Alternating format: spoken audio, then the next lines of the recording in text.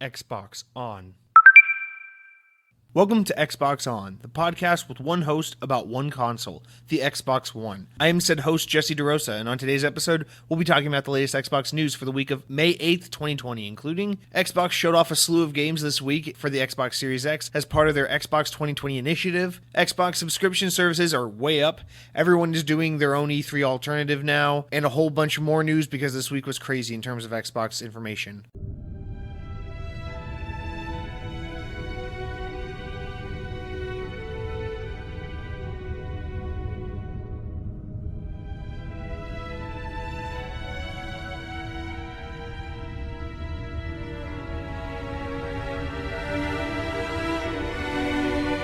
Alright, it's hard to even know where to begin on a week like this when you got so much crap happening. It's like there's an entire regular week's worth of news aside from the Inside Xbox that took place just today, the day of this recording, Thursday, May 7th. Of course, it will go live for you tomorrow, Friday the 8th. And as a side note, I would just like to thank you all for your patience, as I know earlier in the week I had to announce the delay of this week's episode to accommodate the Inside Xbox that just took place.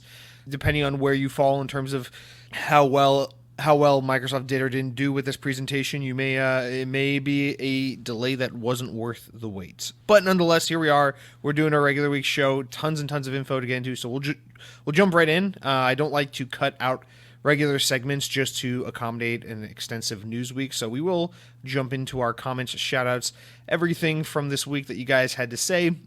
I actually pared it down because there were some tirades that happened this week, so we'll just kind of focus on some key points, pretty much all surrounding one story. Our first comment, Mr. Dead Captain James, the one and only, he says, I really hope that they are making a new IP, this is in regards to the story last week about the initiative, working on Perfect Dark. He says, if not, then I really hope they make Perfect Dark much more than it used to be. If they just make another shooter, the internet will run them through the mud.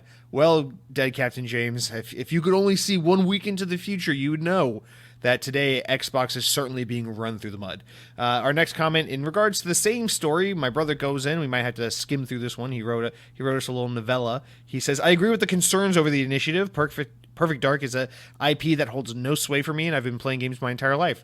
By the way, he's 7 years old, so that's 7 years of gaming. So for your average Joe, this will literally mean nothing. I would expect the next gaming revolution to be something original or whatever. That being said, I have to imagine that it's complete reimagining of the franchise. I suspect it will look a lot more like the recent Deus Ex games than the old Perfect Dark titles. I mean this in that the game will have a similar world and plot, but will probably be more RPG-like in that there are more solutions to each problem and dialogue options and that kind of stuff. Maybe the initiative will impress me with the Perfect Dark, but I'm very disappointed that this is the direction they are going with. I find it difficult to believe that they're going to build the game in Unreal Engine, as 343 has just made a new Halo engine. I had always assumed that this was going to be the engine for all giant first-party Xbox titles this generation. I share your feeling that it is hard to see something as being this big of a departure from gaming as we know it, while it uses the most used engine in gaming. I hope the leaks are incorrect. So I agree with my brother a lot on this because, yeah, again, I won't get into the weeds on it because it's just as simple as this. You know, Dead Captain James kind of touches on it. My brother kind of touches on it. Perfect Dark is just not an IP you can...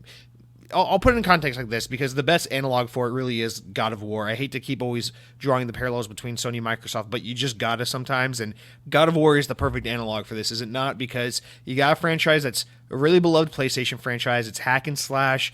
It has story to it, in whether you think it's good or not, but it's a story that isn't super emotional and isn't something people really cling on to and think, oh my god, I can't wait to find out what happens next in Kratos' adventure. Yet Sony Santa Monica was able to take that character and take that world they built and evolve it into something new with the kind of soft reboot of the 2018 God of War game, where they said, okay, let's fast forward a bunch of years so we can focus on a new story. He's got a son now. We're in a new place. Everything's different. The game's totally different. We've matured it and we've advanced it and built it into something truly boundary pushing in next generation. And that's what they did with God of War. So in theory, yes, this can be done. Do I think the initiative has that up their sleeve with Perfect Dark? It's hard to say because Perfect Dark didn't even have the cachet that God of War had before it got its respective reboot, you know, assuming that this reboot is a thing. So it's just like, how do you take the story of Perfect Dark and God of War 2018, that game, you know?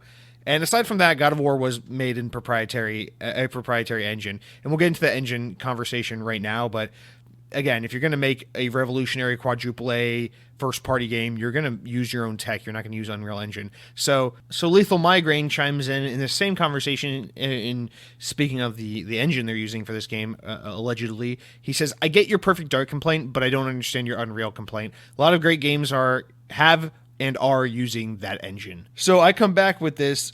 My point is, to make something of quadruple A quality, you usually need your own engine designed from the ground up to cater to the specific vision of your game. That's the reason why games like Halo and Forza have their own engines. I said I should have clarified that on the podcast. Lethal Migraine comes back with, yo, Jesse, you stupid fat piece of shit. No, he says, Halo wouldn't need its own engine. Makes sense a racer would. There's no reason to waste time making an engine when Unreal does what they need it to do. Now, before I progress, this is a fair point in a general sense, right? Halo does need its own engine because it needs to feel like what Halo feels like, which is a arena shooter that feels unlike any shooter in the entire world still this day, even though the first-person shooter genre is such a massive genre. But that's aside from the point. But he says there's no reason wasting time making a new engine when Unreal does what they need it to do. This makes sense just from the simple fact that, I think the initiative, it's a brand new studio. They're trying to get their footing. They're trying to figure out what project they're going to work on. Trying to reveal that studio and then get a game out of them is already going to take long enough as it is without them having to make a proprietary engine. So I do understand that sentiment that it's like, if you're Microsoft, why do you want to invest even more time and money telling the studio to go away for 2 years and develop an engine before they can even get to work on their first game? So I get that, but again, they're touting this as a quadruple A studio. They need to go from the ground up and build something specific to that game. But let's continue on. So I say to Lethal Migraine, Halo has its own engine because it needs its own engine. That's why Infinite is getting a rebuilt engine and not Unreal 4. Not trying to discredit Unreal Engine, I understand it's like the universal best engine for most games, but when you have Microsoft money and you want to create something that entirely new and groundbreaking, you build your own engine to support that. He comes back with, engine doesn't determine if it's groundbreaking or not. True. It comes down to the developers. All the Gears of War games use Unreal. Hellblade 1 and 2 use Unreal, and the Arkham games use Unreal. Mass Effect Trilogy used it. Rocket League is made in Unreal. Obviously, Fortnite is. Tetris Effect. Industry-changing games. My favorite game ever, Brothers: A Tale of Two Sons, also is made in Unreal. It's very flexible and customizable. Totally agree. That's why so many people use it. It's affordable, it's accessible, and it's very, very robust. I get that. But guess what? I come back with, I agree that it doesn't determine whether or not the game is groundbreaking. But again, usually big budget games from well-funded studios make their own engines that support their own games. Many of the games you just listed were developed as smaller indie games or AA games with little financial support. Gears of War is made in Unreal because it was created by Epic, the people that made Unreal. The same reason why Fortnite is made in Unreal. Again, you're right that it doesn't necessarily mean one for the other. I'm just saying that all these things are adding up and beginning to make me mildly apprehensive about what the initiative is up to. Again, it's that... So let's put it like this. If not for anything, the reason why you make your own engine is because making your own engine is a way of saying, hey, this is our big dick swinging, highest quality studio, and this is the engine they built. We believe their games and their talent and their aptitude and their vision is so pronounced and so distinguished that they need their own engine to make it. That's what you do with a studio like this. This is why Sony studios use their own engine. This is why Halo uses its own engine, is because when you're trying to make a distinguished, highest budget possible game, you use your own technology to do it. But when you use Unreal, it's usually because you're a smaller developer or money's tight or you're trying to churn out a game. That's why most of these games are like AA games or smaller indie games. And it's not to discredit these games. These are fantastic games, but let's not act like Tetris Effect pushed the boundaries of what gaming can be for its technical fidelity, because it didn't.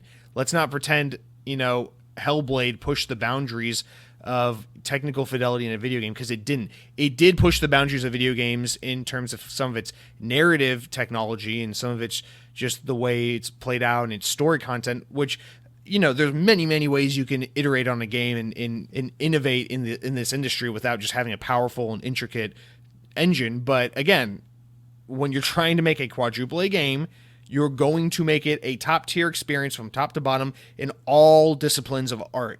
And you need your own proprietary engine to really cater to that specific. Again, it's just one of those things. It's like you compound the idea of like remaking something like a Perfect Dark with using something like someone else's engine instead of your own. And it's just like, what are you doing? These are not the foundational elements of creating a quadruple A game. These are the elements of creating, getting a B team to revive an old franchise to see if it'll work. That's what it looks like they're doing. So it's just conflicting. That's all. So that's our massive long start here. We'll kind of pummel through this other opening segments before we jump into our massive news slew this week. So of course we're going to talk about what I've been playing next. But before I can tell you that, I just got to tell you what I've been eating. And boy, is it not inspiring. It's just everything's closed. It's still. I don't know if you guys know this, but there's a pandemic going around, which is making it quite difficult to enjoy delicious food. But I have spent a lot of time this week thinking about restaurants. I talk about theme parks. I slip in here and there that I love theme parks. And a lot of people in the theme park community, they think it's all about the attractions and the theming and this and that. And they spend all day running in circles arguing about stupid shit. About roller coasters and dark rides, but really the reason why theme parks and themed resorts and things like that are so beloved is because of course, their destination dining, their restaurants, their hotels that offer restaurants, their shopping districts with restaurants, their theme park restaurants. That's what I really care about in this world. And I've just had a couple of restaurants on my mind, particularly ones at Disney World. Just shout out to Yachtsman Steakhouse. Shout out to The Wave over at Disney's Contemporary Resort. Sebastian's Bistro over at Caribbean Beach Resort, which I've still been meaning to get around to. Just a bunch of good restaurants that I really wish I could go spend money I don't have at to go and have a nice dinner. But aside from the typical financial restraints, now we're having the compounded effect of these restaurants are not open. Therefore, I cannot support them with my wallet or my stomach, and that is heart-wrenching. And just want to do a moment of silence for all the theme park restaurants, bad ones included, that are no longer available to the public due to the COVID-19. And then we'll jump in, of course, without skipping a beat, what I've been playing. I wrapped up Sleeping Dogs. Don't have much to say about it. I think the story does pick up a little bit in that latter half, that third act. It's pretty cool. There's some like gut-wrenching moments, some like queasy, gory things that happen. It's one of those games that's not afraid to kill absolutely every character, but it's fine. Definitely a game where you can tell the focus was the world they built, not so much the game they built in that world. So it seems like a game like a sequel could have gone a long way, but as we all know, Sleeping Dogs is never getting a sequel, and that's kind of an unfortunate thing, but it was fine. It's a fun game. The combat's not great. It definitely needed a second go-around to make it go from a decent game to a great game, but nonetheless, glad I played it, glad I finally got that ticked off the list, and now I know what the kids were talking about when they said Sleeping Dogs was underrated, because I don't get it. Then I thought this week, would be a good week to finally jump back into the Halo franchise. I like to try to replay every Halo game once a year if I can. Last year, I only replayed 4 or 5 Reach, and yeah, that was it, I think. 4 or 5 in Reach were the only ones I replayed last year. So I've been wanting to go back, especially and play the original Bungie games, go through the 1 through 3 plus ODST games. So I started with Halo Combat Evolved this week. I got about halfway through it. Always a good game. Combat Evolved really is like one of those like Super Mario Bros. Type games where it's like those first few levels are just so iconic. You pick it up and you can play it with your eyes closed. You just know where to go, where everything's located, what enemies pop up where, what dialogue sequences happen where. It's just one of those iconic classic games. I mean, obviously Halo Combat Evolved is one of the great games of all time, but it's just such a delight every time. It never ceases to be fun. That being said, Combat Evolved, not the best Halo game. People really need to roll back their nostalgia boners and accept the fact that Halo 3 was the best of the original trilogy. It just was. Suck it. Halo 2 is probably the weakest of the 5 mainline Halos, although I love every single one of them, but let's be honest. But anyway, I've been playing some Halo. I might actually put that on ice because I realized halfway through it that I kind of want to keep playing new games. I've been on a good roll lately of playing a bunch of new games and knocking out some of my backlog, so I might actually jump into Ori and the Blind Forest next. But speaking of jumping into things, let's jump into this massive news week, including an Inside Xbox that showed us the very first gameplay footage of Xbox Series X games. So yeah. All right. So today, at the time of this recording, is Thursday the 7th. Earlier today at 11 a.m., Microsoft went live with their Inside Xbox showing off the first gameplay footage we've seen of games running on Xbox Series X.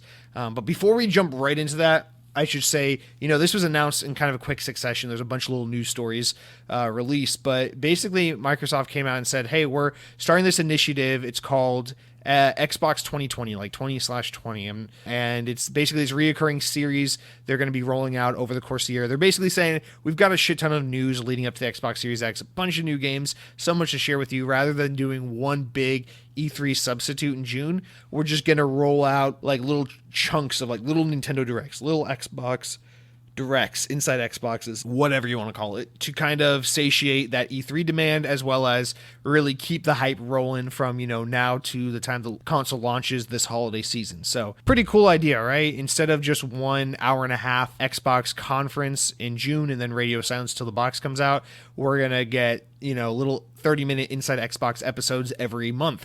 Now, here's the interesting thing is basically they say, they just instantly talk about the one that happened just today, this week, which is the one for the month of May. And then they talk about the next one being July. July is the big one where we're going to get the first party stuff. Obviously today they made it very clear, and I feel like they made it very clear, but people are still bitching that they didn't see Halo, that today was about third party content with Assassin's Creed, Valhalla kind of being the anchor game for the presentation. But yeah, they said like this is all going to be third-party games from our partners working with us on Xbox. So I don't know why people were expecting anything else, but it seems like a lot of people were bummed out that there just wasn't any coverage of exclusives or console games. But they even prefaced the show with saying like, hey, we know we got 15 studios, they're hard at work, and they even clarified they're like you're gonna see Ninja Theory, Double Fine, and man, what was the last one? They say, I forget what the third studio is, but they said in July during the first party stream, we promise you updates from these specific studios.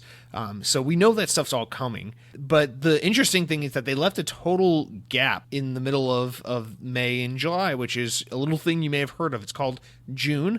It's usually the month E3 takes place. And they basically just said like nothing about it. Like there's not going to be a June Inside Xbox. So in May, we're going to get third-party games on Series X. In July, we're going to get first-party games on Series X. But in June, question mark. So, what are you going to do for the big month where you normally have E3? You're going to do nothing? I don't think so. So anyway, in an interview a few days later with Bloomberg, Phil Spencer spoke with them in regards to, this whole Xbox 2020 thing they're doing. And he says, June will, quote, highlight the Xbox platform and services, end quote. Aaron Greenberg, general manager at Xbox marketing and at Microsoft, teases this June that there will be a June event, stating, quote, news will be done differently than Inside Xbox shows, end quote. So basically they're saying, there will be a June event, but it's just not going to be an Inside Xbox. It's not going to be a little Nintendo Direct sizzle reel of games. It's going to be something else. And so that clearly tells you that this is going to be remember the May event in 2013 for the Xbox One, where it's like, here's the stand on stage, show off the box, go in detail. Phil Spencer talks about what it is, pricing, release dates, all the big stuff. I'm taking this as June is that day. June is when they tell us a release date, a price point, new information about the console. Phil Spencer, maybe he walks on stage in tidy whities and starts kissing, the ventilation on the console. We don't know what happens, but this is the big blowout, not for the games, but for the console itself. So obviously it's not going to be a stage event with people present. It's going to be a stream event, but it's going to be not an Inside Xbox. It's going to be a more traditional general live stream for not the gamers, but the audience, the mainstream audience, the Bloombergs and the other marketing partners and media partners and investors, and of course, your retail partners, your GameStops and your Walmarts and your Best Buys and your Targets, to say, this is what we're working on. This is what's coming to store shelves this fall, blah, blah, blah. But of course, there's something in all of this that we're missing. And of course, many believe it's the rumored name Series S, the Anaconda, the smaller Xbox Series X that is lower powered but still next gen. It's kind of the more entry level priced alternative to the Series X for those who want to jump into next gen but don't want to spend $500-$600 on a beefy gaming PC console. So many believe that that's when they're going to not only dive deeper into the Series X, but that's also when they'll properly reveal the Series S, or Anaconda as it's more commonly referred to as. So obviously none of that is confirmed, but Phil Spencer's words, Aaron Greenberg's these words paired with these rumors seem very strong to me, and I'm also in the camp that that's exactly what they have planned. So if you were wondering, I don't care about games. I just like to buy hardware. I don't give a shit about the games I can play on it. I just want to buy the hardware, unbox the hardware, plug it in, take pictures for Instagram, show my followers that I indeed own a Series X, and then use it as a glorified Netflix machine. Well, then, hold it. You're going to find out in June. That's what I believe, at least. So with all of that said, we will finally, after 47 minutes of the podcast, jump into what actually happened with the Inside Xbox that happened earlier today, yesterday, if you're listening to this podcast the day it goes live. But here we go.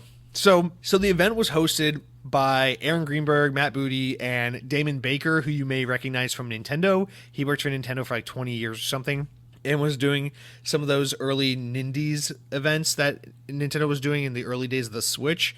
And then last year he came over to Microsoft, and he's doing great. He's looking great. He's ditched the red and white for the green and black for the Xbox logo. He's looking good. He led things. He's got a great personality. He's a great host. And basically there are some other Xbox people who I don't know, and they were just kind of shepherding things. They were all streaming from home, of course, opening up with, this isn't about the games, when the most important thing is our employees and making sure everyone's safe and at home. These are trying times, yada, yada, yada. Video games. And then they jumped into video games. So here's the thing. Before we jump in exactly what they said and what was shown, I know all week they were saying, see gameplay. Gameplay was the key word. See gameplay of Xbox Series X games. And they also made it very clear that this was third-party games, partner company games. They even prefaced at the beginning of the show that there would be no first-party stuff. But still, people decided, I'm going to find a way to be miserable about this and get my hopes up super high and then intentionally have them be smashed. So I will, I'm not going to completely defend Microsoft on this one, because I do think that this show was a little bit of a miss. It wasn't a total knockout, like we had all hoped, of course, but nonetheless, I don't think it's as bad as the internet is now saying it is. And if you look at what anyone is saying in YouTube comments or on Twitter in general, it's just all shit. It's all just like back to 2013, shitting all over Xbox.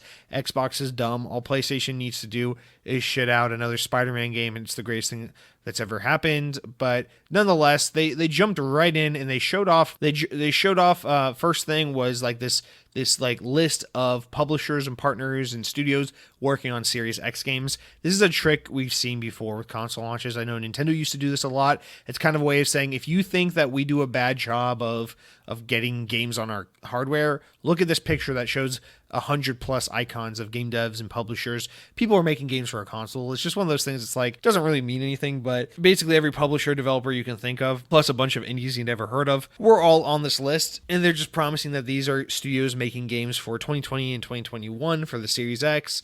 And then they went right into showing games. So I ripped this all from the Xbox Wire blog, and we're going to kind of read from there on some of these games. Oh, final last thing before we jump in. They also mentioned that, every game on Xbox Series X that they showed today will all be able to run at 4K resolutions and up to 120 frames per second. They all feature direct storage, hardware accelerated DirectX ray tracing, the super fast load times, just to show that these are specific games taking advantage of the specific assets of the console. They also said that certain games, almost every game they mentioned here, has been confirmed for smart delivery, which is the thing where, if you buy a game like Cyberpunk on the Xbox One, and then you buy a Series X 2 months later, you can just play Cyberpunk on the Series X, and you'll get the updated advanced version of the game. You won't be playing like a dated old school. It's not like back in the day where it's like, oh man, you got Assassin's Creed 4 for the PS3, and then you bought a PS4, and now you got to get the PS4 version of Assassin's Creed Black Flag. It's like, no, it's like you bought it on one console and now you get the updated version on the new console as well. You buy the game once, you get all versions of it across older and newer hardware, that kind of thing. And so they made a huge stink about that. But now we will get into the actual games. The first game they showed is a game called Bright Memory Infinite. So Bright Memory Infinite is a new lightning fast fusion of an FPS action game created by FYQD Studio. Now, this is a game literally made, this is a studio in China made and run and operated by one individual. One guy made this. And, we've seen games made by one person. Stardew Valley, famously made by just one guy.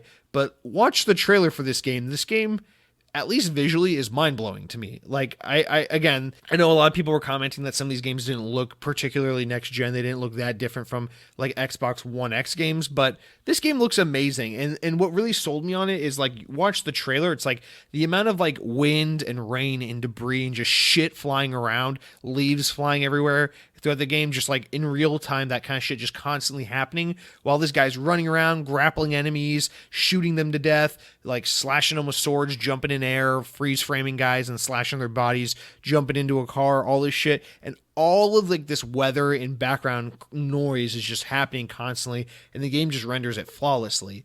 Now, to be fair, Bright Memory Infinite is actually a game that was technically announced like a year ago, and mostly no one ever noticed it. But you can like go onto the Twitter account for this developer and see that they talked about it like a lot last year, and that they've been pretty open about the game's development forever, but it's just now that we're starting to really see gameplay for it. And yeah, I mean, it looks like it runs great. Again, it's really hard to tell how great a game looks when I'm watching the video on my Surface Pro or my Razer phone, and it's like, okay, well, I don't have 4K. Sure, my phone has 120 refresh rate, but I'm watching on YouTube and everything's compressed and fuzzy. You can't really get a sense for what's in 4K, what's at 120 frames, what's, you know, this refresh rate, what's the ray tracing look like, because you can't really get a feel for that when you're watching a Mixer or a Twitch or a YouTube stream on your phone or computer. So it's hard to look at that and be like, wow, they're really taking advantage of all these things, when, you know, you kind of got to see it to really understand it.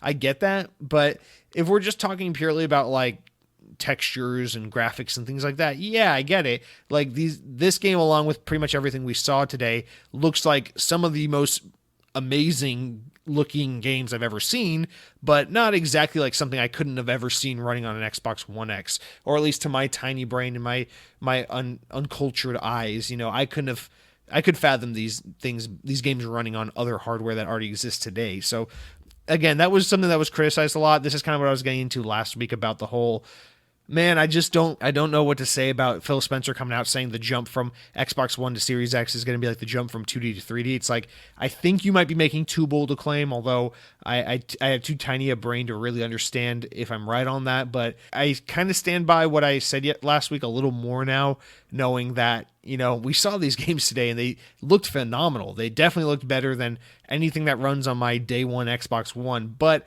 they don't look like, you know, holy shit, I didn't know a game could look like this. It looks like something I may have seen run on a really high-end PC, on a YouTube video from some nerd that owned a high-end PC, not myself, because I know better.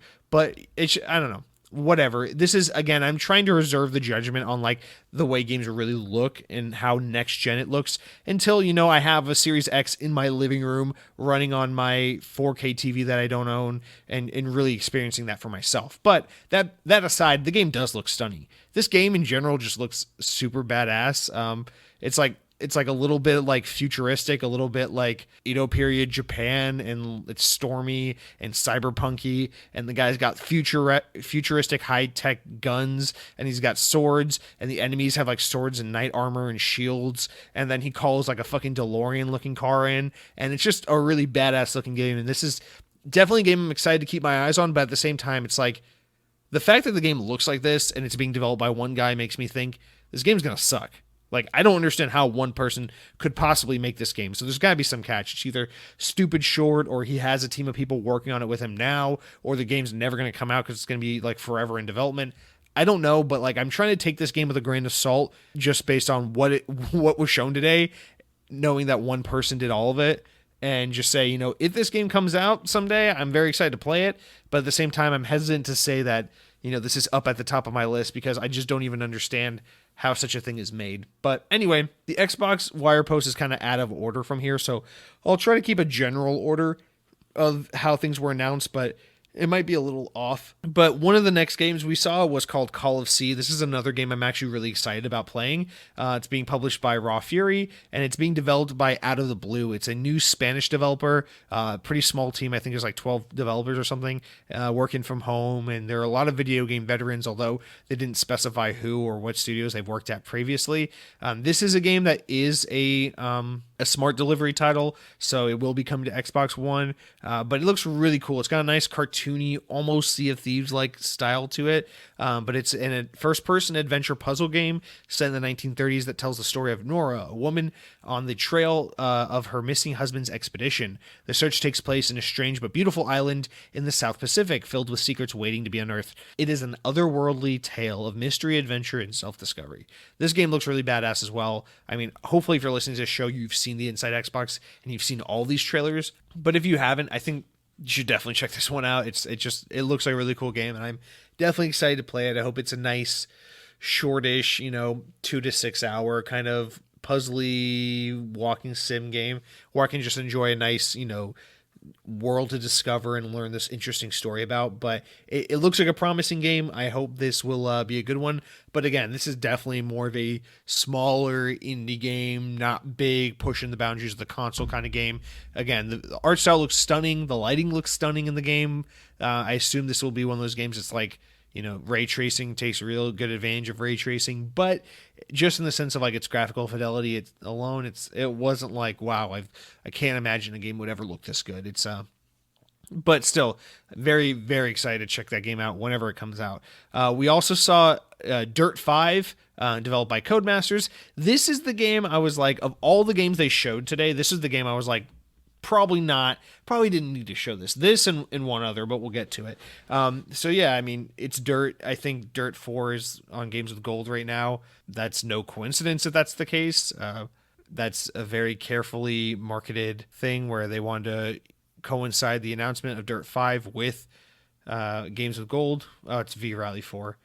Close enough, whatever. But yeah, I mean, Dirt 5, what can I say? It's like, it's just weird when it's like, you're the Xbox brand. You're known for the Forza series. You have Horizon and Motorsport. And I guess Dirt's a little more in line with like the Horizon series. But it's like, if you're going to show car games, show off Forza. And I'm sure there's going to be a Forza 8. We'll probably see it in July. But seeing Dirt and having them show off, this long-running multi-platform off-road and track kind of racing game, and just using this to show off the power of the console is just like, this is weird because it's such a long running franchise and it's such a niche franchise and most people just don't care. And I just don't feel like this is really the way to share those opening moments, introducing the world to your console like this kind of game. I just think this kind of game is not really how you want to sell it. But again, I'm not going to lie. The game looked beautiful. Like the graphics, everything about it looked absolutely stunning.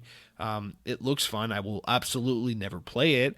And I'm sure most of you will never play it. But I mean, there you go. They showed Dirt 5, also a smart delivery title. And then we got into, I believe, Chorus. This game looks absolutely badass. This game, I absolutely cannot wait to play. I forget who the developer is, but it is being published by Deep Silver. It is a first-person, like, story-driven space combat shooter, and it looks really fucking awesome. It looks like a more mature, realistic-looking version of, like, that Starlink game from a few years ago that I really loved, paired with, like, a little bit of Destiny, and the physics and just some of the motion graphics and everything in this game just look really cool, and I'm very excited to play this game. It will also be a smart delivery game, so you can expect it on Xbox One as well. But this again, I know it's more of a niche thing. People like myself will be really excited about this game, but this isn't like showing off your next massive everyone must play game. That being said, I think there aren't enough space combat, like ship kind of dog fighting space combat games. So I'm more than welcome to. I mean, this game is more than welcome to the fold of Xbox games. I think it's nice to have that variety in there. And it looks like that perfect balance of like not too small and indie and then not too AAA and big games. So it's a nice little AA kind of third-party game that I'm definitely looking forward to continuing to keep an eye on and eventually play someday. Then they showed Scorn. People seemed really high on this one, which I found really ironic because most people's complaint was that this showcase did not show enough gameplay. It was too many trailers. And Scorn was the one that, like, I think had absolutely zero gameplay. It was like just a cinematic trailer, but still people were really excited about it. And Scorn is an atmospheric first-person horror adventure game. And yeah, I guess it kind of had, I don't know. I'm not crazy about horror, as I mentioned on the show before. It looks like one of those like super spooky horror games, and it's really hard to say much about it because they did not show gameplay for this. It was just like a cinematic trailer. It was just like a tone-setting trailer, and while I'm happy that people are excited about it, I just feel like of all the games shown today, this was the one where I got the smallest, like the smallest read on it. So it's just really hard for me to feel like I have something to say about it. But that being said, we will of course continue to keep our eyes on it. People seem really into it, and especially after the way people reacted to this event, I would love to see just some more enthusiasm in general around this. They showed like a Madden NFL reel, kind of showing like the first Madden game, just blasting through the years of Madden NFL games up until Madden NFL 21, which will be this year's, of course, Madden. And then they were just like, yeah, Madden's coming to Xbox Series X and Xbox One. And so this game is not going to be a smart delivery game. That's a really important thing to note, that this game is, Madden games come out in like July or August every year.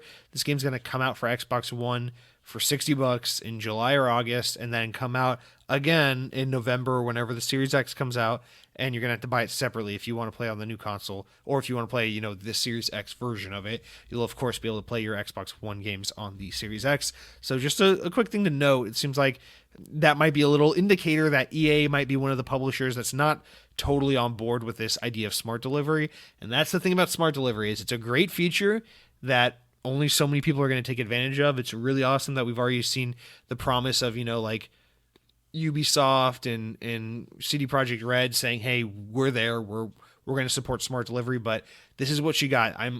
This is what I worry about the most, is your greedier, more like strictly profit driven game publishers like your EAs and your Activisions being like, no way in hell are we backing smart delivery. We want people to buy our games as many times as we can get them to buy them. Fuck the player, money. And not to shit on EA, but I see this as being, the beginning of a long running thing with EA, where we're probably not going to see any Battlefield games or Star Wars games or anything like that be smart delivery compatible. So just be mindful of that.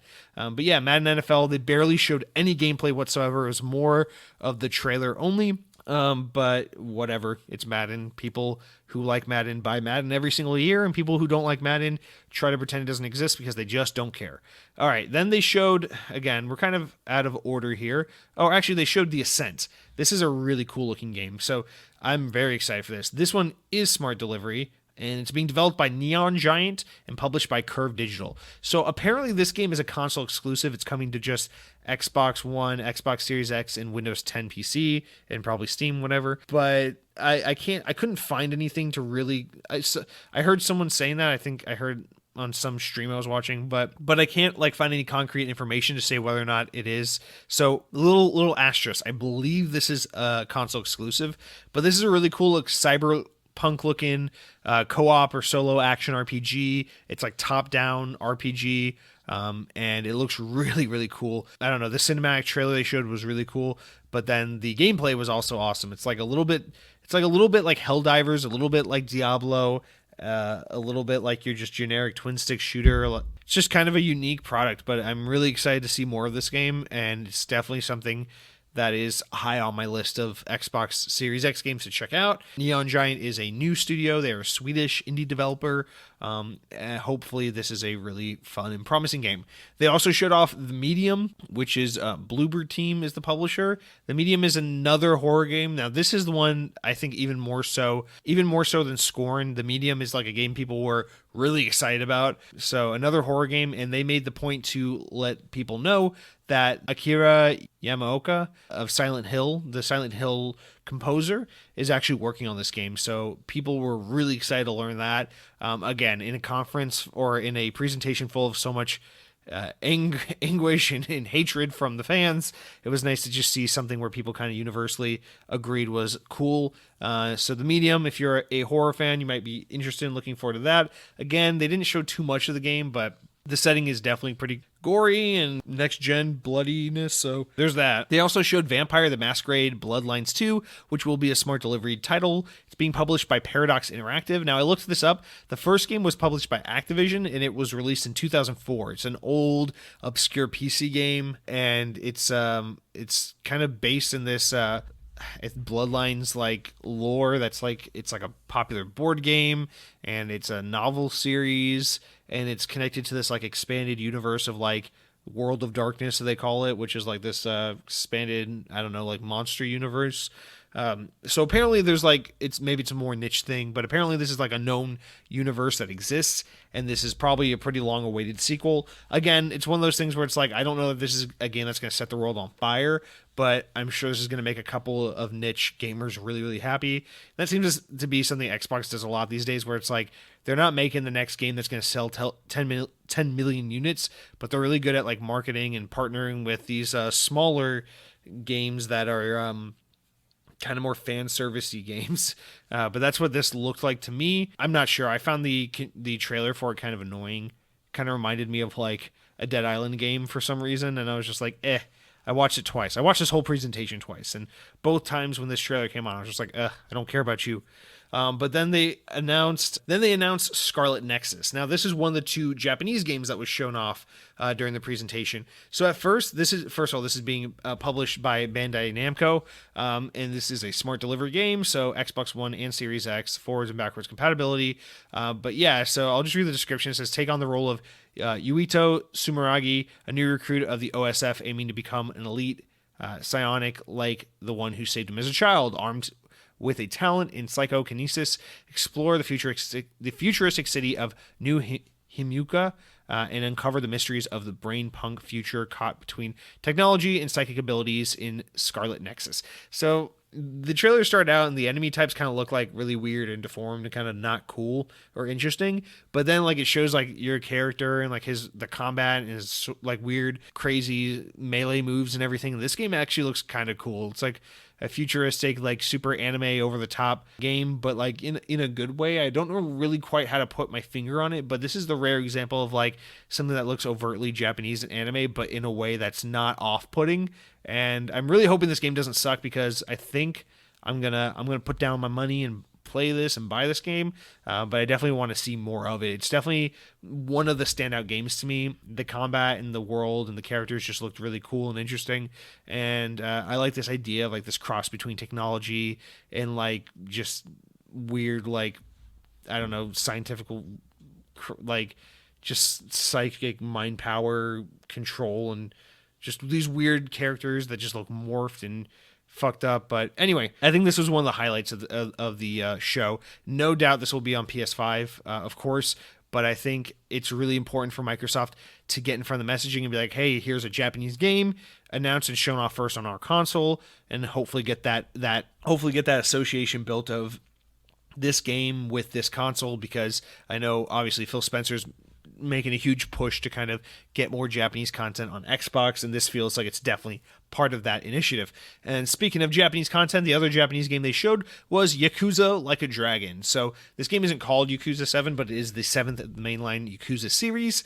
Obviously, I've been talking about this game a little bit lately, or this franchise, as I just started playing it, and I really, really enjoyed Yakuza 0. This is a little weird, though, because right now, Yakuza 0 and 1 are on Xbox, and then Yakuza 2 will be on Xbox soon. But then you got 3, 4, 5, 6, and 1 or 2 spin-off games that are not on Xbox at all. But they're just going to put the brand new 7th entry on Xbox Series X. So a couple things about this. One, it's smart delivery, so it's coming to Xbox One as well. Second of all, I felt like this was a weird one just because even though I really loved Yakuza 0 after I beat it a few weeks ago, these games are not like visually mind-blowing. It's cool that this game is coming, but this is the kind of game you really don't want to... If you're trying to show off the technical fidelity of your brand new Xbox console, you don't want to show a game like this because, yeah, it looks good, but it doesn't look next-gen good. It barely looks like the best game on... it doesn't even look like the best game on the Xbox One, let alone, a solid Xbox Series X game, just from a visual standpoint. That being said, I'm really excited that Sega is supporting Xbox further with more Yakuza games. I hope we eventually get those other entries on the Xbox family of consoles, but it's just a little weird that Xbox gamers are going to have access to like the first 3 games in this massive franchise and then the newest, latest, number 7. Of course, this game, it just came out actually in Japan earlier this year, but it will also be coming to PS5 as well. It's already on PS4, so this isn't like a brand new, no one's ever seen this game before. This is like it's coming to Xbox, it's coming to next-gen consoles, but we're announcing it for Series X first. So it's cool that Xbox kind of got the jump on this announcement, but I don't think visually this is a game that really you want to show off as one of your first few games. And also, it's just kind of weird that we're getting this like 7th entry when there's a bunch of games in the middle of the franchise that we're just missing on Xbox. But whatever, that seems like a very Japanese thing anyway. You want to play like a fucking Metal Gear Solid game, it's like you got one of them on PlayStation, one of them on PS4, one of them on PSP, one of them on this. You want to play a fucking Kingdom Hearts game? You got like 2 of them on PlayStation 1, one of them on DS, one of them on cell phone, one of them on PSP. It's just that kind of weird thing. I just feel like that's very common with Japanese franchises. Dragon Age, there's tons of franchises I can think of that do that, but I like Yakuza and I want to play them all, so it just disappoints me a little bit that they're just like, yeah, enjoy 0, 1, 2, and 7. And I'm like, okay, well, fuck me. I'll just watch YouTube videos explaining all the ones I missed.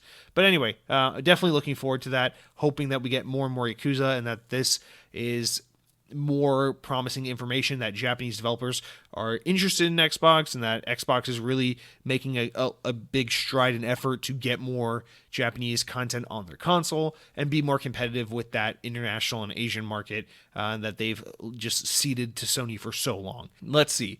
What else did they announce? There's a one or two more.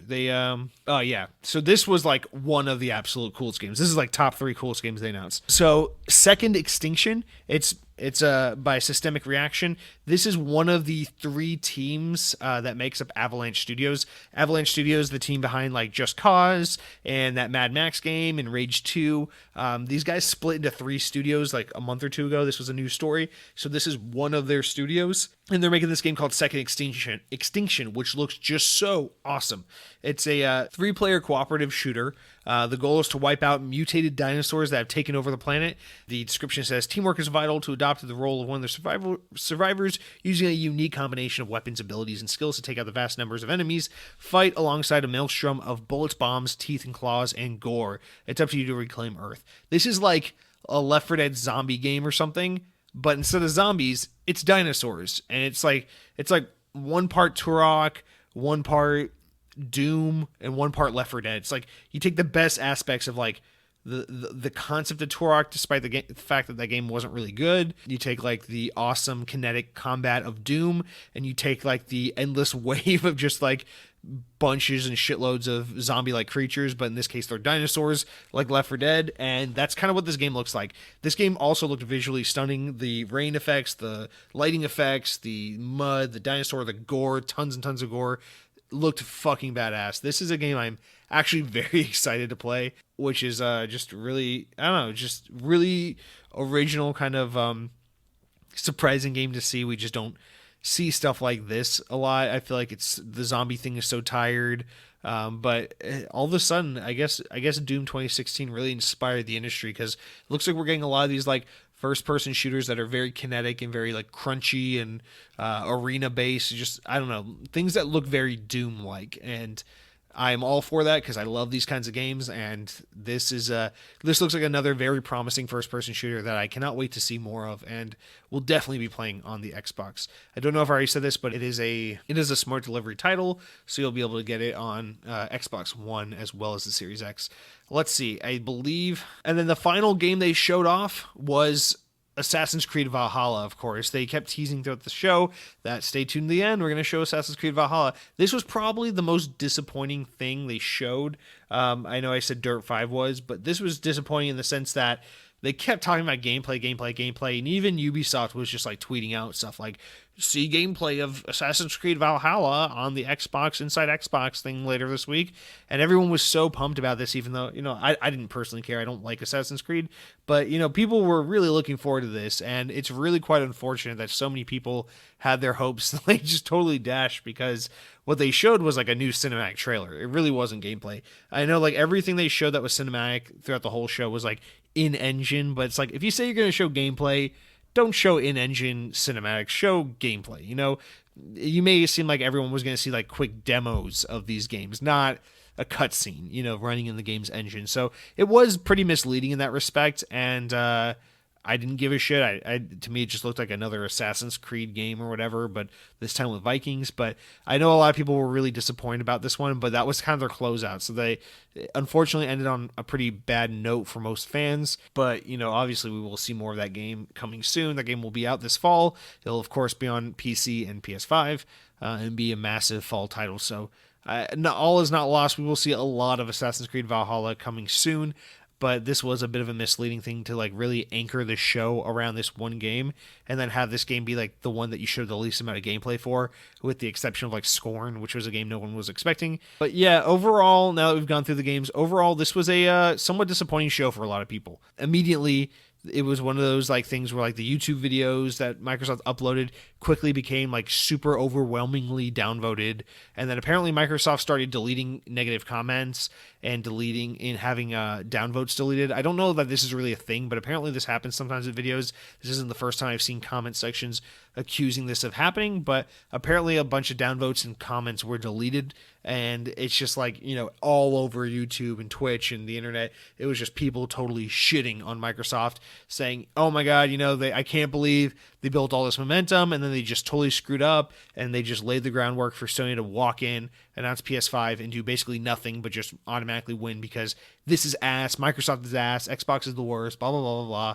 This is actually the perfect example. Right now we are living a real world perfect example of what I'm always talking about. You know, a few years ago, maybe it was 2 or 3 years ago, was the last time Sony did an E3. They did that god-awful E3 presentation where they had a bunch of fucking people sit in a tent. They did the reveal for The Last of Us Part 2. Then they moved everyone from the tent to a main theater and had some guy play like a flute while they showed off a Ghost of Tsushima reveal trailer. And they had to take like a 20-minute intermission so they could move everyone from one theater to the next one to continue showing one of like the 4 games they showed that year. It was a god-awful E3 presentation. And Microsoft had a great E3 showing that year. Fairly certain this was 2018. And it was one of those things where, of course, afterwards, everyone's like, wow, Sony had a really weak showing. But the main consensus was like, Sony's done better. Those games look awesome. That was kind of a weak showing. But then Microsoft has something like this where it's like, they really did just show game. And they did preface with, it's going to be all third-party games. Do not expect Halo. You will not see Halo. That's for July. Today is about third-party games. They preface with that. They show you games, and that's all people bitch about is that Xbox doesn't show enough games. And then what happens when the stream is over? Everyone bitches about how Xbox is the absolute worst. It's like, this is a perfect example of like how it's like Xbox is just constantly fighting this uphill battle. Now, I'm not going to defend Xbox by saying this was a great showing and that they're getting a lot of unfair flack. I think this was like a very solid, like C, D rated, showing. I think a lot of these games are kind of misleading because we knew about a lot of these games. A lot of these games are kind of weak because it's like, you know, like Yakuza, even though I love Yakuza, it's like, you're really going to show a port of a PS4 game from Japan as like this powerful next generation console game? It's like, what the fuck? And a lot of it was like, you did really emphasize gameplay. And yes, even though these trailers were all running an engine, this really wasn't gameplay. There was very little gameplay. Some of these trailers showed more gameplay than others. It was a little bit misleading. I get that. But overall, I don't think they did a god awful job. In fact, now that I think about it more, it's like a C grade showing. It's fine. It's like, you know, it's like if this were an IGN thing, it's like a 7 out of 10 is what I give this showing. It's fine. But that being said, it's like, I think this showing was given so much unnecessary hate, and people are just tearing it apart. Let's be clear. I'm not trying to perpetuate console wars or anything like that, but I'm trying to say, like, let's keep things in mind. You know, Microsoft has had nothing but incredible E3 showings for the past 4 or 5 years straight, okay? And then during the Game Awards, they dropped this bombshell announcement of the Series X that catch everyone off guard, and it looks fucking amazing, and it's promised as a stupid, powerful console. And then over the past few months, They keep teasing. We got all these studios. They're making all these games. We got this really awesome console. They show us all the specs. They let all these YouTubers take the thing home and break it open and show how fucking powerful this new box is, how impressive this new box is. And people start freaking out. Wow, Xbox looks really promising this generation.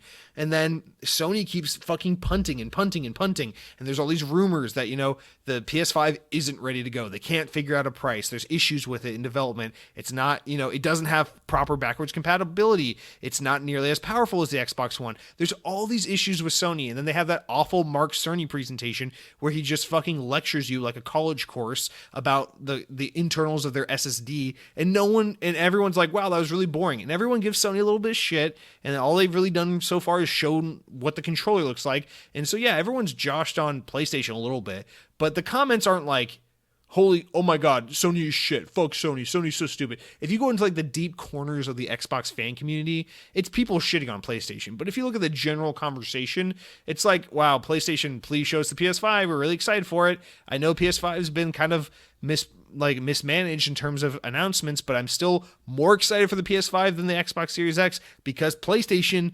But then Microsoft has like one slight fumble, and it's instantly just like, fuck Xbox. This is just as bad as the Xbox One reveal. They're so stupid. They can't do anything right. And it's just like, this isn't me trying to like protect my brand as a fan of Xbox. This is me just saying like, calm the fuck down. Microsoft has said already, first of all, you got to slow down. This was not their E3 showing.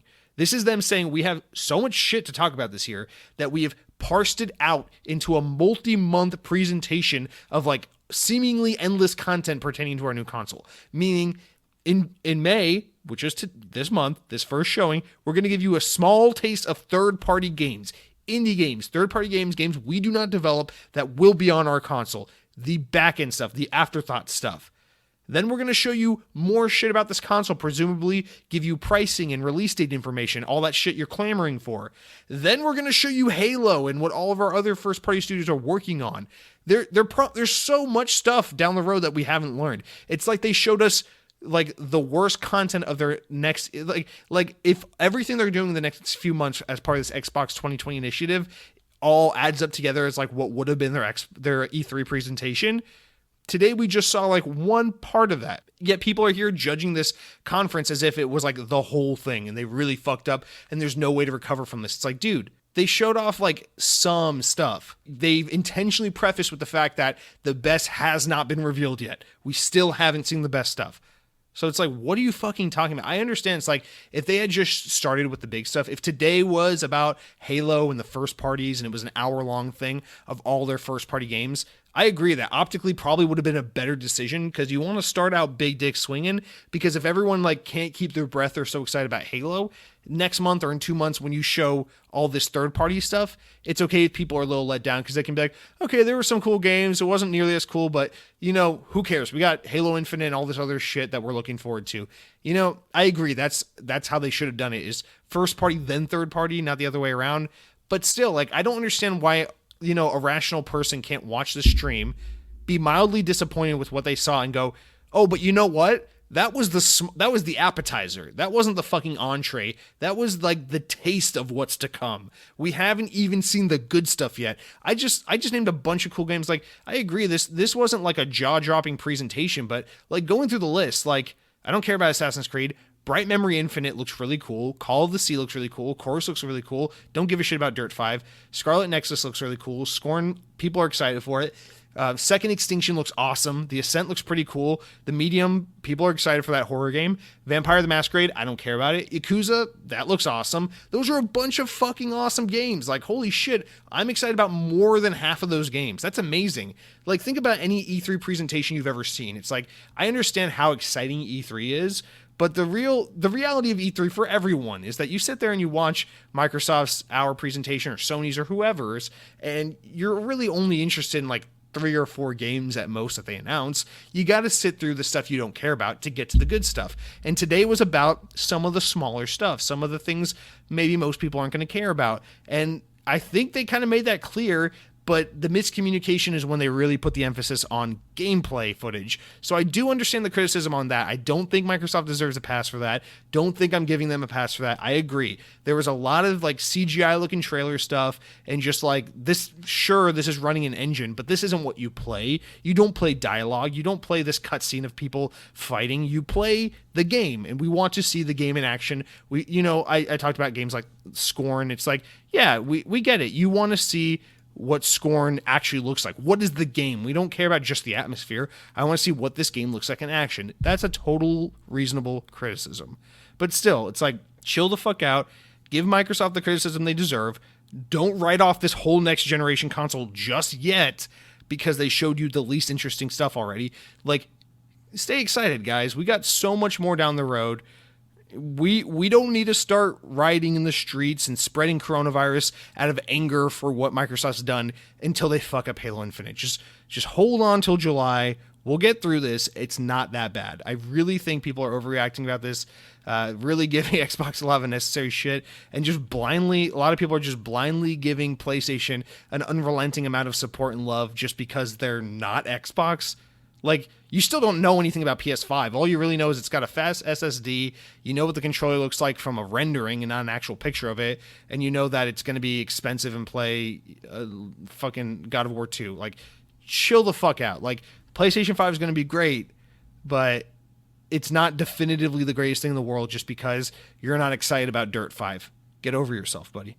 All right, so that was the thing overall. And like I said, next month we'll get more exciting stuff about the console, and then the month after that we'll get way more exciting stuff about the first-party games. But for now, that's a look at some Xbox Series X stuff. And I think, like I said, just ending thoughts, a lot of exciting games coming. Would we have liked more actual gameplay footage? Sure, of course. Did Microsoft do a fantastic job with this presentation? By no means. Was it an A+, knocked out of the park? No. But it was a pretty solid slew of... All right, sorry, my computer, I guess in all my excitement, my computer just totally crashed Audacity, and I just lost about a minute of recording, so thank God it wasn't more. Thank God I didn't lose the whole podcast, or I would be crying the saltiest Xbot tears. But I do take that as a sign to just move the fuck on, as we're already in like the longest episode of the podcast ever. So we will jump into what is left of this news week. As a side note, it's already like a normal news week. So let's get through these stories unrelated to the Inside Xbox. Let me know what you thought about the presentation, the Inside Xbox this week. If you liked it, hated it, whatever it was, if you thought how they could have done better. I'm sure everyone's a little down on it, so just let me know what you thought about that, but we will move on. Our first non-Inside Xbox related story is that earlier this week, Microsoft actually revealed the boot up sound and image for the Xbox Series X. So, that's kind of a cool like thing if you're really into this kind of more nerdy shit about the console, and you can go ahead, look it up on YouTube or on Xbox's Twitter. They posted the little 5-second boot up sound and image for the console. Totally sounds 100% different. It's like every Xbox console, totally different sound, totally different boot up screen. It's pretty cool. I think I'm still a bigger fan of the Xbox One's boot up screen the most, just in terms of its sound. I like that sound that they did for the Xbox One, but of course, the original Xbox has the most iconic boot up screen of any Xbox. But nonetheless, pretty cool. It's simple. It's kind of nice. It's fine, but definitely check that out. Now for a more general, like real story, this is a nice little data-driven, nerdy one. So from Windows Central, Microsoft this week has provided new data on its Xbox services and subscriptions, witnessing all-time record engagements amid the ongoing global pandemic. This comes with a strategy growth of Xbox Live active users and paying Xbox Live Game Pass subscribers reported via the latest Q3 financial reports. So while Microsoft's overall quarterly gaming revenue stayed flat, declining 1% year over year, the company sees continued success of Xbox Live gaming network and Game Pass subscription services. Speaking about their fiscal year 20 Q3 earnings call on April 29th, Microsoft CEO Satya Nadella confirmed that Xbox Live active users now nears 90 million users, serving as a gateway to its digital gaming portfolio and communication hub during an era of social distancing. So they estimate that this is a 42% increase in Xbox Live population year over year from from fiscal year 2019 Q4, which was at 65 million. So that just shows, I think what that really shows is that a lot of PC people have Xbox Live right now, or using Xbox Live right now. But it shows that a lot of inactive Xbox Live accounts just paid for the subscription, just got back online or something. But then in addition to that, Game Pass also saw some big numbers. Between Xbox One and Windows 10, it has surpassed 10 million subscribers. It's the first time Microsoft has provided hard Xbox Game Pass figures, demonstrating a shifting internal attitude towards the value of the service, meaning that basically they're finally proud with some of its performance, and that's why they're touting numbers. Microsoft has positioned this subscription as a high-value package as Xbox veterans and newcomers, featuring a rotating library of over 300 titles, of course, and including new games that have come out as of late, like today's Red Dead Redemption 2 addition to the service, coupled with alluring entry-level plans for like $1 for the first month of Game Pass. And then again, Project xCloud, Microsoft's game streaming service, has also touted some impressive numbers that Microsoft and Satya Nadella wouldn't get into specifics about, but he did state that hundreds of thousands of users are now on board with the service, and that includes coverage in the US, Canada, UK, Korea, and the currently expanding European territories. Gaming revenue clocks in with a 1% decline year over year, which is an odd thing to note since subscription services are so high up, as preparations remain underway for the new upcoming generation of console, the Xbox Series X, of course. Xbox content and services increased 2%, coupled with the uptick in engagement directly attributed to the stay-at-home guidelines, which basically means more people are subscribed to Game Pass, Xbox Live, and using xCloud than ever before. More people are using their Xboxes, period, than ever before, and just are engaged with it, yet revenue and spending on Xbox is down 1%, which tells you a couple things. I think it tells you that, one, people are really waiting to spend money on their Xboxes until the Series X comes out, and two, a lot of people aren't buying new games because they have things like Games with Gold and xCloud and Game Pass, and they're playing new games that way. They're spending their gaming dollars on subscription services rather than like DLC and new games in general, and just playing games that way. So it's like the money's still there, it's just going in different places. But this is a good news for subscription services. Kind of a little surprising to see game spending decline, but also you got to understand it's been a while since like a really big new Fortnite, Red Dead Redemption type games come out. So you still, those are your big money makers, is like your Call of Duty in-app purchases, your GTA Online, things like that. And we've seen those services persist, but not really like anything like new come out recently. Whereas, a year ago, this time last year, GTA Online or Red Dead Redemption 2 Online was brand new, so you had that spending up a lot more probably. Let's see. And then just overall, Microsoft has recently reported that $35 billion income in company-wide revenue for fiscal year 20 quarter 3, up 15% over the same period last year, despite struggles among the COVID-19 pandemic. So not only is Xbox doing relatively well, but Microsoft, its parent company, is doing extraordinarily well despite everything going on. So this is just a weird little juxtaposition, if you will, of seeing the engagement on Xbox up while the revenue is slightly down. If anything, it's kind of like flatlined or plateaued. It's not really down. 1% is kind of an outlier number if you're looking at the bell curve, so to speak. But engagement up, you would expect revenue up as well, right? You would assume the two things are correlated, but we're not seeing that be the case here, as more people are playing Xbox than ever before at the moment. Yet, so this is just a really weird thing to see happening. But again, like I said, I think it is a lot of, people are staying at home playing video games, but also people are afraid to spend money right now. A lot of people are furloughed. A lot of people have been laid off. A lot of people don't know if they're going to have a job tomorrow. So yeah, maybe you're stuck at home, you're furloughed, you got more time on your hands, you're working from home, whatever the case is. But you're probably a little more comfortable spending this free time playing a game you already own than spending money you might not have to be spending buying video games, which is something so frivolous.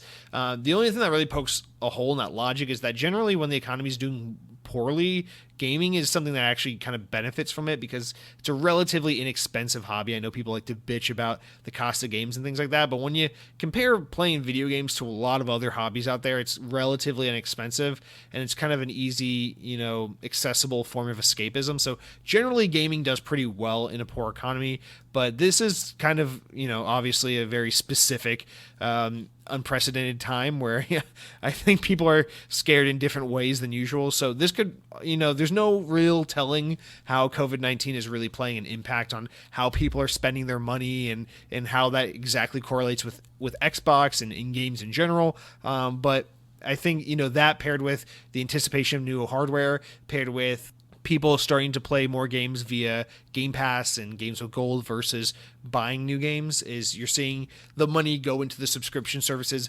versus the general market, the store marketplace on the Xbox. And I think that's a pretty understandable transition to figure out where the money's going. So that's where gaming revenue and everything stands over at Microsoft. Our next story here, though, is that Xbox isn't the only one holding their own multi-month event of video game news being rolled out to consumers. So from Windows Central, Jeff Keighley, the host of the Game Awards and opening night live at Gamescom, has revealed that he's working on an entirely new project called Summer Game Fest, running from May through August 2020. This event is 4 months of news, digital shows, and demos from multiple publishers, including but not even remotely limited to CD Projekt Red, Xbox, PlayStation, WB Games, and Bethesda. Important to note, Jeff Keighley was an important figurehead of the E3 scene, and this was the year he left E3 and decided to sever ties with the ESA. So it's no surprise that he's working on kind of his own summer game information news scene type event as a replacement. And then in an interview with GamesIndustry.biz, Keighley explained that, quote, "You have to open your mind to different ways of getting news about games." He notes that Summer Game Fest is not a big press conference with 5,000 people and an audience hooting and hollering and cheering. And I miss that stuff. Those things are big moments. So how do we create those moments in this new world order? I think people have to just accept that it's different. Maybe some things will be even better, and maybe you'll get more content at home. End quote. And that's kind of where he leaves that. And, I couldn't agree more. I understand, I kind of alluded to it a bit when we were talking about Inside Xbox a little while ago, but I understand people love E3. I love E3 too. I understand that's a dying thing and that it's not long for this world, and that this year might, the loss of E3 this year might cripple the ESA and make that thing go bye-bye. But, I understand, I'm one of those people. I agree with the generic gamer sentiment that, I don't participate in the Super Bowl. I don't care for football.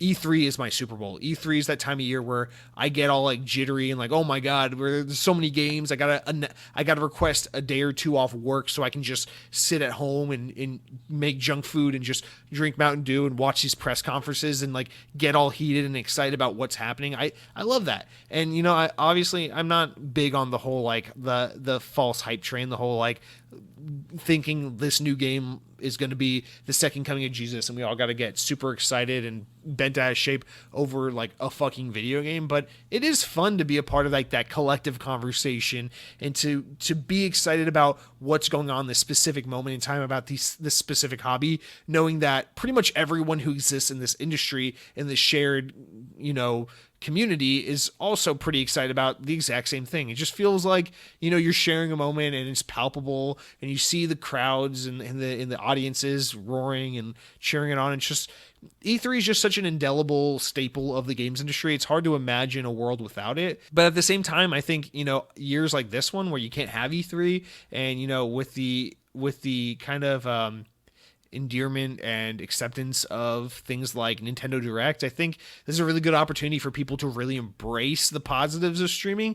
And it's things like what Xbox is doing right now. Everyone's bitching and moaning about how they didn't like the Inside Xbox today. But again, it's how fucking cool is it that that's not the end, Next month, they're going to talk more about the console. Then the month after that, they're going to talk about first-party games. It's going to be little mini E3s every month for the rest of the year. That's so exciting. Whereas, sometimes Microsoft has had bad E3 showings, If this was just a regular E3, Microsoft just had a bad E3 showing, that's it. Try again next year. We'll see in 12 months, But this, with the advent of streaming and in these kinds of online events, we don't have to worry about that, because now Microsoft can just be like, okay, you didn't like the one in May, just fucking wait 4 weeks. Maybe you'll like the next one, And they can do these more digestible, bite-sized things. And it's easier to focus on what's happening in the industry when we're being shown like 8 new games at a time instead of like 200, because E3 is just such an information overload. It's cool. It's a new way to digest, and it allows, people to focus on a more bite-sized conversation piece one at a time. And I think it's an easier way for everyone to just in general stay engaged. It's just more accessible to everyone. They can cut out some of the showmanship and the bullshit that sometimes is fun, and part of the reason why people love E3. It's watching things like Keanu Reeves jump out on stage, but sometimes it's also cool to just be like, oh, there's Xbox, playing a funny joke because they got an Xbox Series X that looks like a refrigerator in the background, and they're all in pajamas sitting in their homes talking about next generation games. It's like, it's different. And I think, for those of us that embrace it, there's something to be said for, kind of seeing the good in all this and what it can be, rather than bitching about what we don't have. People were like, remember, people were so down on Nintendo Directs when they were a new thing. Like back in the Wii U days, people shit on Nintendo all the time for Nintendo Directs. And nowadays, like, Nintendo announces a Nintendo Direct, you see that shit trending on Twitter. You see like fucking people who would never talk about video games talking about Animal Crossing because Nintendo is going to have a 37-minute streaming presentation about all the nitty-gritty stupid bullshit you can do in the new Animal Crossing game. Like, that's fucking awesome. Nintendo's managed to capture that audience and really have people embrace that side of them. And I think it's really cool that, Microsoft's clearly trying this right now. And Jeff Keighley's talking about embracing that as well. And Sony's been trying that a little bit. They've been doing those state of plays for like the past year, although they've kind of given up on them in recent history. But I think it's a really cool opportunity to really embrace. I think this is one of those things that you got to give Nintendo a hand for. They really pioneered this. It's one of those really weird things where Nintendo's almost always behind everyone else in a lot of like futuristic things, but this is just one thing where they saw the opportunity long before anyone else did. And I really think we need to see brands like Xbox and PlayStation really embrace this kind of stuff. And the hardest thing isn't getting Microsoft or Sony to embrace this. It's getting gamers to embrace it. And that's what Jeff Keighley's talking about. Is like, hey, remember how much we didn't like Nintendo Directs and now we love them? Like, that can be the same thing with this project I'm doing with Inside Xbox. Like, let's just like chill out. Understand that everyone can be different. That's what's so cool is, like today Microsoft's talking about third-party games. Tomorrow they're talking about exclusives. Sometimes Nintendo Directs are about indie games. Sometimes they're about just one game. Sometimes there's a Nintendo Direct. It's all about Fire Emblem, and I appreciate that because Nintendo says, hey, we're doing a whole Nintendo Direct just about Fire Emblem, and then I go, thanks for the heads up, Nintendo. Now I know I don't give a shit, and I don't have to watch that Nintendo Direct because I don't like Fire Emblem. But then they go, hey, we're going to have a Nintendo Direct all about Mario, and I'm like, great, I'll be there for this one. I love Mario. I can't wait. And I like that idea. E3 is such a mixed bag because you watch something like Microsoft's E3 press conference and it's so fun. And then you watch like EA's press conference and they're like, all right, FIFA, Madden, all this bullshit. And you're just sitting there like trying not to die of boredom. And Ubisoft's out there showing you Just Dance 2027, which is somehow still coming to the Nintendo Wii after all this time. And it's just like, you're just fucking dying of boredom. But with these more bite-sized focused streams, you're able to really curate each and every one to a specific theme and capture the specific audience you need for that one. It's cool. Like if you're like, the honest to God truth is, if all you really gave a shit about was seeing Halo Infinite today, you shouldn't have watched Inside Xbox, because Xbox said, hey, we're not showing Halo Infinite. We're talking about third-party Series X games. That's who should have come is to the streams. People who wanted to see that.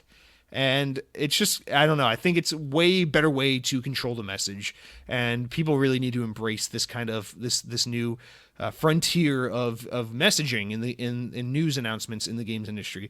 But we're lingering on that too long. This episode's already so godforsakenly long, and I'm going to be up all night trying to edit and upload this guy. So let's move on. Our next one here is that former Ubisoft developers confirmed some leaked footage released this week that is indeed that of a now canceled Prince of Persia game that was pitched at one point in time. What's more interesting, though, is that the footage has actually been floating around on YouTube since 2012 and has only now been noticed. The video titled Prince of Persia Redemption shows staple mechanics of the franchise like time altering and intense platforming. Jonathan Cooper, a video game animator with the credits of Last of Us Part 2, Uncharted 4, Assassin's Creed 3, Mass Effect, revealed that the footage was pre-rendering of a game pitch video created to simulate gameplay. Cooper added, he said, sadly, Ubisoft are generally quicker to cancel Prince of Persia games than other IPs because, as far as I know, original creator Jordan Mechner still holds licensing rights to the profit margins, and they're low. Or he still holds licensing rights, so the profit margins are low, I should say. Cooper said that he would love to see a new Prince of Persia game, preferably set in contemporary Iran. Prince of Persia has, of course, remained dormant since 2010 when its last entry, The Forgotten Sands, launched to last-gen hardware. The series is largely believed to have been replaced by the far more ubiquitous and profitable Assassin's Creed franchise. So this is something I don't know if this was common knowledge or if this was known, but this is new to me, actually, that the Prince of Persia license was held by someone else, and that's why, that's a reason why Ubisoft was less interested, is that they have to pay, they have to give royalties, and they only make a certain percent of the profit because they have to share the money made on using the Prince of Persia license. I had no idea that was a thing.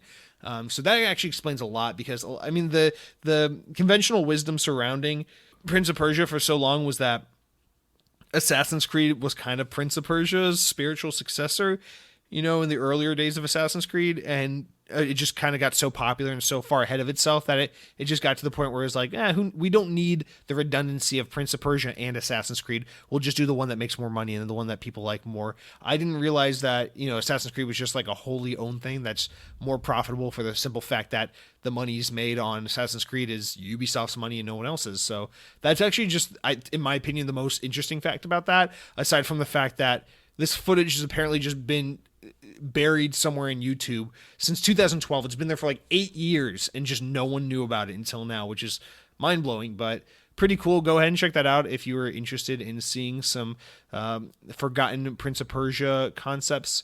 That was a series that I actually liked. It's kind of sad that Prince of Persia isn't a thing anymore. I actually liked it a lot more than Assassin's Creed, but the market has spoken. They prefer the assassins. They like to assassinate. And then we got our next story here, a penultimate story, if you will. It is that we're back to our everyone gets an E3 news coverage. EA has announced that they will be doing their annual EA Play showcase this year, but of course it will be streamed exclusively because stay at home. The event will take place on June 11th at 7 p.m. Eastern Time, the only time zone that matters. Expect games like Battlefield, sports, possibly another Star Wars thing unless it gets canceled, and a bunch of internet trolls bitching about how they hate EA.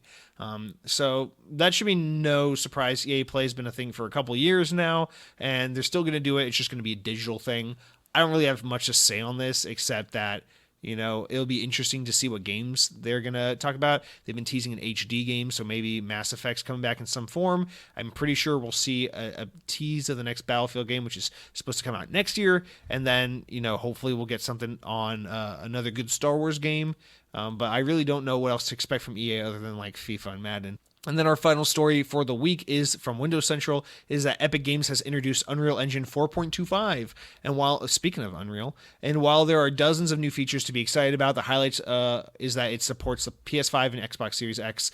The game engine now offers the initial support for next-gen consoles, but it is still a key milestone that allows devs to start working on the games to target the upcoming consoles. The new version comes with platform-specific functionality, including initial support for online subsystems and new audio advancements. That means PS5. This is the first of many builds that will be rolled out over the course of the year, with Epic noting that it will deliver, quote, optimized fixes and certification requirements, end quote, to better facilitate development for upcoming consoles. So yeah, it goes into a bunch of nerdy stuff. I don't want to get too in the weeds on this because I don't think a lot of people are going to really care, but it's a lot of VFX improvements, UI improvements, and just things that allow the engine to cater more to the specific advantages of PS5 and Xbox Series X, meaning that it's still Unreal Engine 4, but it's just kind of meant with next-gen consoles in mind, making it easier for people to take advantage of these features for next-gen games. So Unreal Engine 4.25 is also updated tools that give devs detailed statistics, Unreal Insights that it has a new UI and now comes with networking insights to debug network traffic and animation insights plugins to let devs optimize the performance of their games. So I actually don't have much to say on this one because it is a nerdy kind of developer related thing. And I don't know, I think it's as simple as that. Unreal Engine is one of those things where it's like, it ain't broke, don't fix it. You know, you don't need to make a whole new Unreal Engine 5. I still think Unreal Engine is a pretty proficient and a modern engine, so to speak. It just needs some tweaks to allow for these newer consoles to make developing for these a little more accessible and easy. And I think that's exactly what they're really doing here. They're just taking what already exists and catering it to the new consoles. Now, I feel like a little bit of a hypocrite because I'm kind of talking about how the initiative needs to make their own engine, not use Unreal Engine. But again, I'm not saying that Unreal's bad. Again, I'm not saying Unreal's bad. It's a fantastic engine. It's just when you play, whatever. We're not getting into that can of worms again. But that's going to do it for our news stories this week. We're just going to run through our stories that are important enough, news stories important enough to make the podcast, but not enough to warrant their own discussion. We got a couple little rapid fire ones, all one sentence long. We actually have like 6, 7, or 8 or something of them. Witcher developer CD Projekt Red has announced that on June 11th they will be hosting Night City Wire, a digital event feature showcasing the highly anticipated Cyberpunk 2077. In celebration of the May 5th Be With You, Star Wars is making DLC for Star Wars Jedi Knight Fallen Order that you can download free. May the 5th Revenge be of the 4th. New Battle Grid cosmetics available. Download. A recent interview with the developer Infinity Ward has provided news that suggests Call of Duty Warzone will indeed be making its way to the Xbox Series X in the future. First screenshots of the upcoming Lord of the Rings Gollum game have been revealed, and he is ugly. The game comes to the Series X in 2021. New first-time subscribers to Xbox Game Pass will also be eligible to receive 6 months of Spotify Premium free for a limited time. Fuck you, value.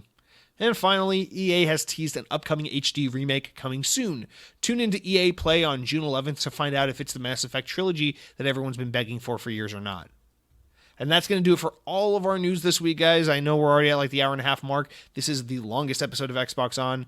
I appreciate you bearing with me. It's just, it's one of those things. There was so much news this week paired with this big Inside Xbox stream. So just tons and tons to cover, which is a better problem to have than not enough information to cover, I suppose. But now we'll get into this week's new game releases, of which there are 14 because they're just a never-ending slew of games coming out. But we got Pushy and Pulley in Blockland. This looks like a game someone would like fucking torrented for you, like a rip-off NES game that someone would like burned on a CD along with like 500 other NES games. But nonetheless, it's here. It's co-op. Then we got Emma, Lost in Memories. It is a game about a girl named Emma who cannot get over the painful nostalgia she feels when she thinks about how she used to feel something inside. She used to be a part of something, and now she is a 2D platformer. Our next game is called Read 2, which is also a 2D platformer. It is available on the Switch, probably also.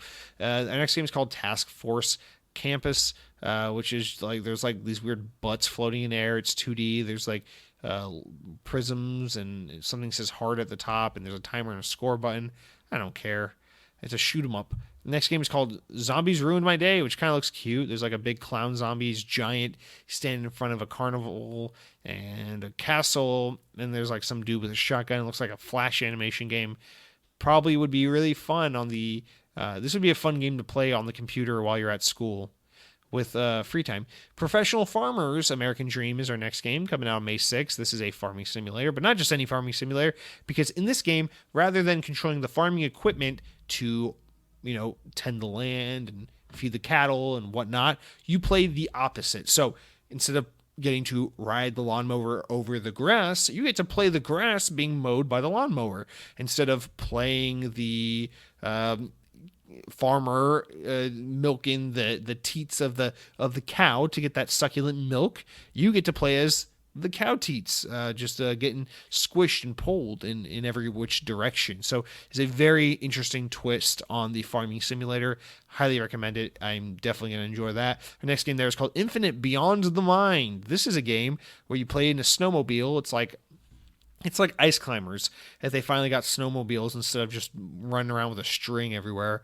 But instead of climbing a mountain, now they're in like the fucking volcanoes blowing up bad guys, but the graphics are too 2D for me to really tell. Our next game is called Mecha Wars Desert Ashes. The art style is pretty cool.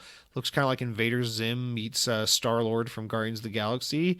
And I don't know why the screenshot shows all the characters like blasted into pieces instead of showing like the characters fighting the enemy. But it's a bad screenshot. Doesn't mean it's a bad game. You can't judge a screen by its cover, but you can judge a book by the fact that it's an Xbox Play Anywhere title. Our next game here is called Fury Unleashed.